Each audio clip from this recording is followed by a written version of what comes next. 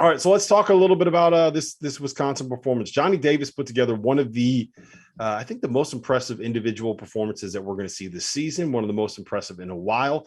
He had 35 points and 10 boards on the road in a win over a top 5 team. No one has done that since Gravis Vasquez did it back in 2009. Randolph, what do you make of Johnny Davis in this performance tonight? I thought it was the best we've seen this year. 37 and 14 from a guard. Number 3 ranked team in the country on the road. I mean, that's he was dominant today, and it's not like it was a bunch of guys helping him. I mean, he single-handedly put Wisconsin on his back tonight, and I honestly think it was a player of the year caliber performance. Now we'll get into later whether he can get it or not, but if he carries them to the top 2 or 3 finish in the league, I think you'd have to give him a strong consideration for it because that's the type of performance it's going to take for Wisconsin to sustain it. Yeah, Carter, you think Wisconsin's good enough to make a run like that in the Big Ten? To be honest, I think they are just based purely off what Johnny Davis is doing right now. I mean, for starters, coming into this game, Purdue knew what Wisconsin is. It's Johnny Davis. He makes that team go not only on offense, but on both ends of the floor. And he was doing that tonight. He was all over the glass. He was getting in passing lanes. He was getting steals, making plays. Whenever they needed a shot to stop those little mini Purdue runs, he was there to hit the big shot. I mean, that was just pure brilliance of what, a player of the year type candidate, Big Ten player of the year, national player of the year type candidate will put up. And it was a statement game by him, and it was impressive to watch. Yeah, RC, I think what was really impressive to me was kind of the contrast between him and Jaden Ivey. Those are the two guys in that game that we're looking at as, the next level NBA prospects, potential lottery picks. And the pace at which Johnny Davis plays, the poise he has, he never gets sped up. He gets where he wants to go, and he's able to elevate and hit shots when he gets there. Whereas you look at Jaden Ivey, and this dude is 100 miles an hour all the time, which works really well in a lot of situations. But there are moments where you kind of wish that he had the poise in specific possessions that a guy like a Johnny Davis does. If they plan on winning a national championship, he's going to have to adapt some playmaking ability. They're going to need him. Purdue's going to need Jaden Ivey to play more, as a playmaker at times, to do some facilitating. I'll tell you what I was shocked with. I was waiting for him at one point in the game to say, I got Johnny Davis, right? Like, this is my gym. I'm at home. It's a big game to watch. I wanted him to I would have loved for him to take more of a hands-on approach and say, hey, you know what? I got Johnny Davis. He's not scoring 37 or he's not dominating this game. And I was a little disappointed in that. I'm sure he'll get another shot. He'll respond. I'm not down on him. I think we all know how talented Jaden Ivey is.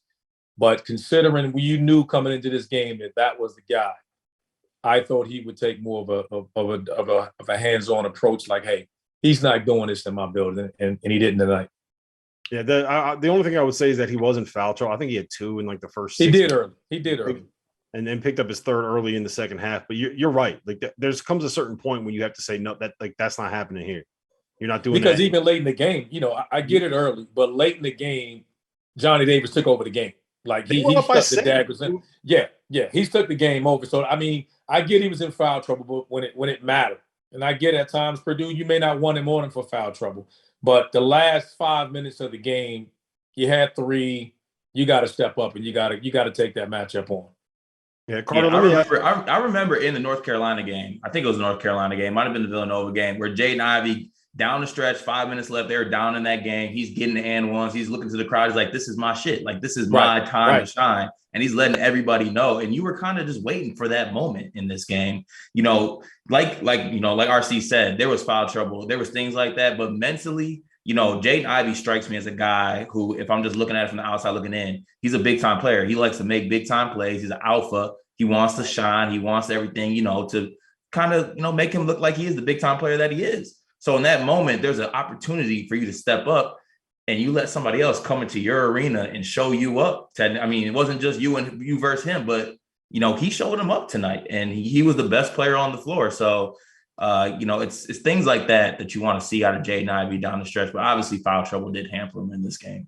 Yeah, I want to ask both of you guys this, and we're going to get into the National Player of the Year discussion and the Big Ten Player of the Year discussion in a little bit. In all of college basketball, though, I want to know, is there anybody right now that you would rather have over Johnny Davis in the last 3 minutes of a game where you really need a bucket? When you're RC, you coach for a long time. if you were calling a play right now, you needed a bucket in the last like 30 seconds of a game, how many guys would you want on your roster? Would you want with the ball in their hands over Johnny Davis right now? Because I don't think that there's very many. I can't think of many right now. I mean, he doesn't get sped up. His motor, his size, his ability to get his shot off. I don't know who I'd want right now as a guard that I want to close out a game. I mean, he wants it. I mean, today on the road, I mean, that's a big game. You know, we don't want to be prisoners in a moment, but man, he stepped up tonight and just kind of said, look, we're here. Like, and you just got to be impressed with that. I mean, he was the best player on the floor tonight. I will willingly be a prisoner of the moment and say that Johnny Davis is the guy that you want at the end of the game. He's the closer in college basketball this year. We talked about it with IL last year, Carter. I think it's Johnny Davis this year. Yeah, I was just about to say I'll be your cellmate in that prison of the moment, because like that is what it is. I mean, this was on the big stage. Everyone was talking about this, and he showed up tonight. I think if I had to pick one other person, though, I'd take Benedict from Arizona, just because I like the way he scores as well and handle things. But that's the thing about Johnny Davis is it wasn't just 3-pointers tonight. He was in the post, mid-range, at the basket, attacking the rim, attacking the offensive glass. Defensive glass, 14 boards, out of a guard, basically. I mean, it was just an all-around impressive performance. I mean, I don't think you could take anybody over Johnny Davis right now at the end of the game.